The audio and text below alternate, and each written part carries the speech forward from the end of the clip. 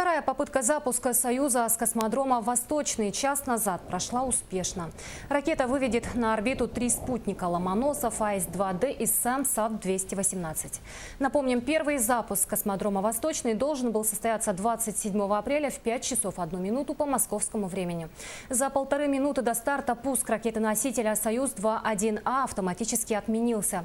Система обнаружила сбой в одном из приборов системы управления ракеты. Как сообщили специалисты Роскосмоса, находящиеся в Якутии, в эти минуты спустя час после старта они должны получить сигнал со спутника о местонахождении и отделившихся частей ракеты-носителя. Жители Вилюйского района после старта услышали грохот отделяющихся частей ракеты-носителя. Ну а о том, как прошел старт на космодроме «Восточный», сообщает специальный корреспондент ТСЯ Галина Мазалевская. Сегодня состоялся повторный пуск ракеты «Союз-2-1А». На этот раз все прошло успешно. Но сейчас здесь все очень довольные, радостные. Все приглашаются отметить это знаменательное событие. Вот просто рады до слез.